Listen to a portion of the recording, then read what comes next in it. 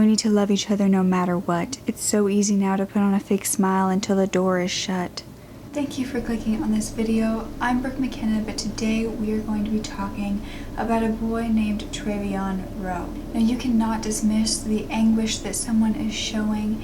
Ask them if they need help or if they just need a hug, because showing you care can save someone's life. Trevyan Rowe's case is so heartbreaking and reminds me so much of 13 Reasons Why, and I just had to share his story for him, and so this doesn't happen again. By the way, I'm doing Suspect Summer all summer long, posting content like this, so if you would like to see more, please subscribe and thumbs up. Now let's get back to the story. Trevyan Rowe was a sweet and sensitive 14-year-old boy. He seemed to be one that was very outgoing and talkative at home with people he knew, but once he got outside, he was a little more shy. He lived with his mother, his brother, and his sisters off Norton Street in Northeast Rochester in New York. He attended James P.B. Duffy School 12 on South Avenue, which was about 12 to 15 minutes away from his home. There he was receiving services for his learning disability, but some say he had autism. Most just say he was on the autistic spectrum because they're not sure exactly where he was. Because from what I've read with autism is that everybody is a little bit different and has different levels. But on March 8th, 2018, this year, everything went awry. It was a Thursday, and Trevyan got on the bus, headed to school as he did every day, but when the bus came home after school, he was not on it. His mother then called the school, worried to death, and they said that Trevyan was never at school that day. His mother, Carrie Houston, knew that this was not like him, and she frantically hung up and called the police station and reported him missing at 4:45 that evening. They were alerted about 5:05 p.m. and due to the amount of time that had already passed, they quickly put together a search team and began searching for him. They focused on the wooded areas around the school and even brought in a state police helicopter to help them search. They searched through the night with hundreds of volunteers and Trevyan's family and the police, who were all searching for hours. Then it was March 9th. And it was that evening, and it had been a full day since Trevyan went missing, and they had a briefing where the police deputy said, "We have searched every street, park, location almost twice, but we will not stop until Trevyan is found." Unfortunately, the search that night could not involve a helicopter because of the bad weather, but that did not stop volunteers. The police asked them to be their eyes and their ears and to help them continue searching, and they did. They even tried to ping Trevyan's cell phone, and it could not be pinged. The school surveillance footage actually showed him walking away from the school at 7:30. That morning he went missing once the bus got to school. He was wearing a dark black coat, a dark sweatshirt, blue jeans, and red sneakers. He was also caught on the corner of Mount Hope and Gregory at 7:51, walking away. That was about a mile away from the school. 17 minutes after that surveillance footage, the 911 calls began. People were calling in to say on 490 eastbound on the South Avenue exit ramp, they saw a young boy walking. Another one called in to say a black male wearing black clothing was walking up the exit ramp onto the expressway. Another one called to say that they saw a young boy standing on the Frederick Douglass Susan B. Anthony Memorial Bridge. Someone also called in to say that someone was climbing over the guardrail on that bridge. After hearing the news that a boy named Trevyan was missing, a woman named Kimberly Albermero called in to say that she was one of the 911 callers that had called that morning, and that the boy that she had locked eyes with, she said that he was on the opposite side of the rail, and that when they locked eyes, he looked terrified. She said that the 911 operator she talked to said that they would send the police down. While they were searching, they also put up flyers on the neighborhood doors all around the neighborhood. It was from the Monroe Analyst Center, and it said, Trevyan Rowe has made suicidal threats in the past and is on the autism spectrum. He is placed under mental health arrest in 2016 for disclosing suicidal thoughts about hanging himself. Then it said to contact them if they knew or saw anything. The scariest part of all of that was that everything in that letter was true. It wasn't a ploy to get people to feel bad or to look for him. His family said they thought that the huge trigger for him that started all of this was losing his cell phone the day prior to when he went missing. On Wednesday afternoon, on the way home, he lost his cell phone on the bus, and he was very frantic about that. He did not want to make his mother mad. He also didn't want to disturb his normal routine. And when he got on the bus that Thursday morning, he was searching for it. He could not find his phone, and he was banging against the seat, screaming, saying he wanted to kill himself. And his sister was on the bus, and she said, "Don't talk like that." 2 years prior to this happening, he had talked about wanting to hang himself, and that was when his family got help for him. But I think it may have been too late by the time he said those words to his sister. Trevyan's aunt, Velma Handy, talked openly about his mental health struggles and really what he was going through all of the time. And she said if Trey was unhappy with things, I think he seems to talk about suicide. But I could never really see what was going on because when Trey shut down, Trey shut down. She also said a year prior he had done the same thing by running away from school, but he went to the Mount Hope Cemetery and was going to hang himself.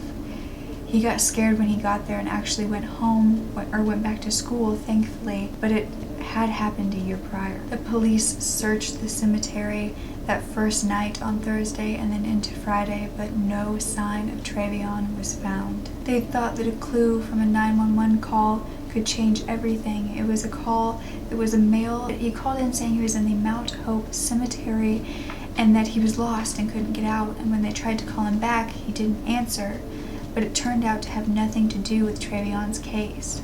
But after they really searched through the 911 calls and saw how many people called about a boy on the bridge, they decided to go ahead and search the Frederick Douglass Susan B. Anthony Bridge and the water below it that was the Genesee River.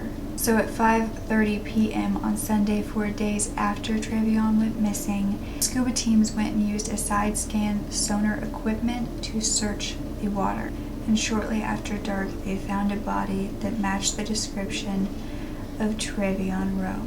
Just before the body was found, his mother, Carrie Houston, had thanked the community for the commitment to finding her son. Something that really angered me while researching this case is that the school did not contact Trevyan's mother, Carrie, when he did not go to school that day.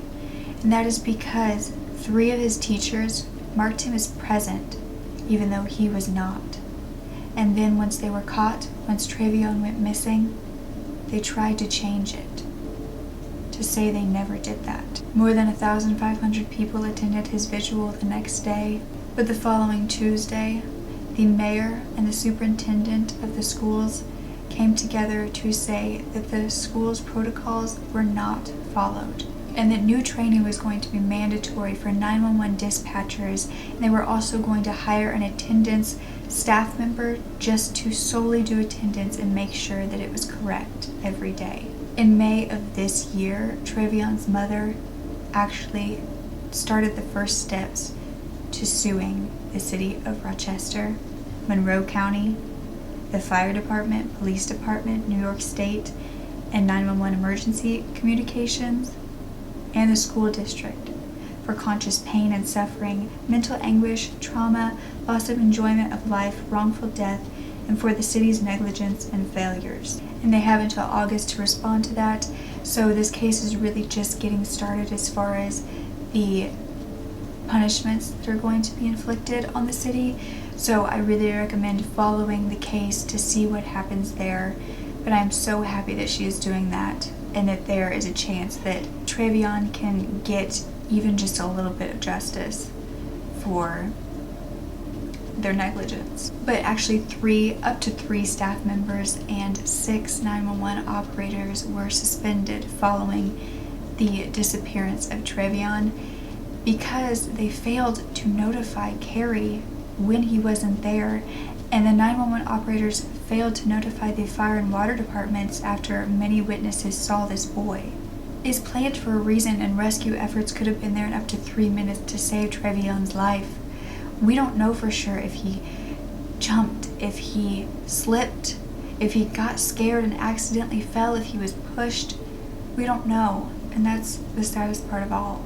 Trevyan's mother's priority in this case is not the money. It is making sure that change is going to happen in the Rochester schools so this never happens again. The mayor even said, one thing I'm certain of today is that if it was not for adult failures, Trevyan Rowe would still be with us. The school district actually came forward saying that they didn't give him the attention that they gave some other autistic kids because he was never properly diagnosed with autism. His family, and this was after his family said he did not receive the support he needed in his young life. Yet the school knew that he had very obvious disabilities, but the fact that he didn't have a label, they just thought that he wasn't worthy of as much help. This really hits me hard. This case really hits me hard because I have a few siblings with disabilities, and I know what it feels like to not get the help you need just because there's not a label or just because they don't act like the school thinks they should to get help. There are so many different types of disabilities, different ways that they're shown, and just because the school doesn't think that it's worthy of help doesn't mean it's not worthy of help. It seems to me like schools often go for what's easiest for them or their opinion instead of taking the family's or even the child's well-being and opinion into consideration. I think that it should be considered every time, regardless of diagnosis or not.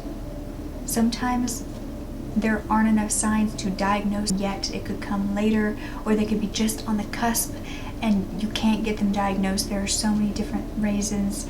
There are so many different aspects that go into it, but it shouldn't be an either, well, you're autistic and you're going to get help, or you're not and you're just going to be pushed to the back burner. But that's what it seems to be, and I know from personal experience. But even if it had nothing to do with the fact that he was autistic, the school, I believe, is still responsible, because if they would have called his mother as soon as they found out he wasn't there, she could have been searching for him. The police could have been searching for him. There could have been a much different outcome, and they could have gotten Trevyan help. But the school is taking responsibility for their negligence, which I think is amazing. Researching this case, the mother is getting scrutinized for not getting him enough help. Just like in 13 Reasons, I mean, this case, like I said in the beginning, is like 13 Reasons Why, because no, you can't stop the inevitable, but you can look for the signs and you can help as much as possible. And we just have to be aware of each other's well-being and our own well-being as well. I think everyone is at fault in this case, really. Everyone that didn't help Trevyan enough, just like in 13 Reasons Why. If just one person would have reached out and cared enough and been on his side or gotten through to him more, and not saying that his family didn't do that, because I don't know. Could it have been prevented? I don't know.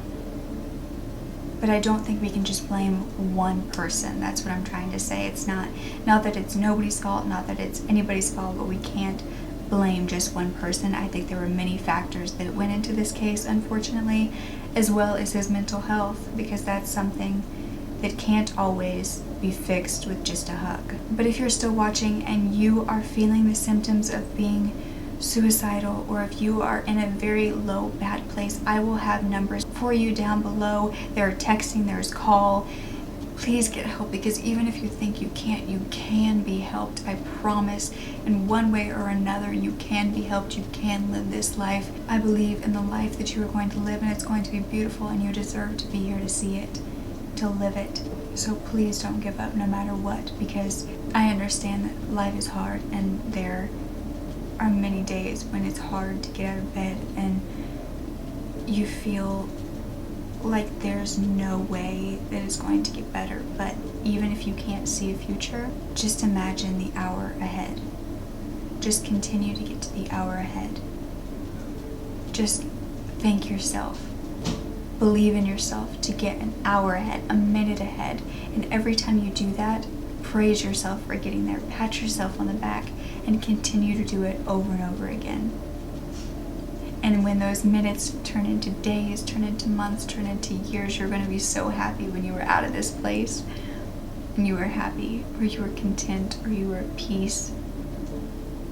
So please, please, please, never, ever stop living.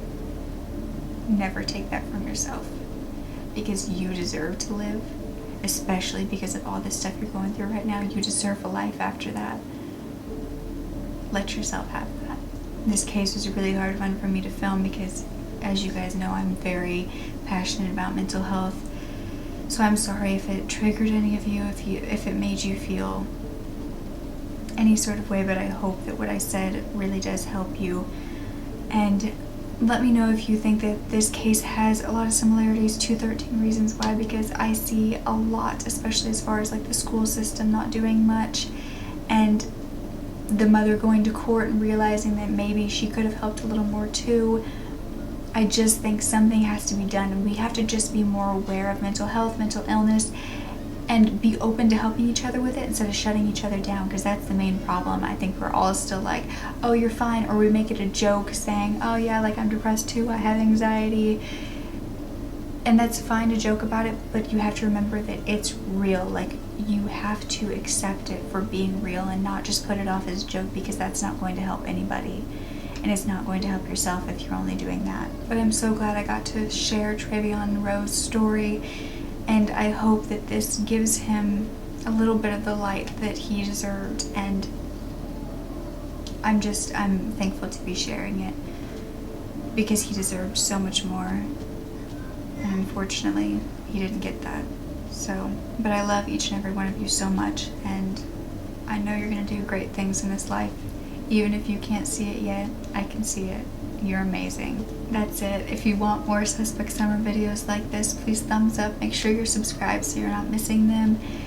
And let me know what you're going to do today to work on your mental health, and things that you have learned that help you, so maybe they'll help somebody else. I'd love to see that down below. Some more mental health, like pep each other up. Talk about what's helping you. Talk about the positives in your life. I think that's something that Trevyan would love to see down below, is people working on themselves and not giving up. So with that, I'll let you guys go. Bye. If someone cries out in pain, don't just muffle their tears and say they're okay.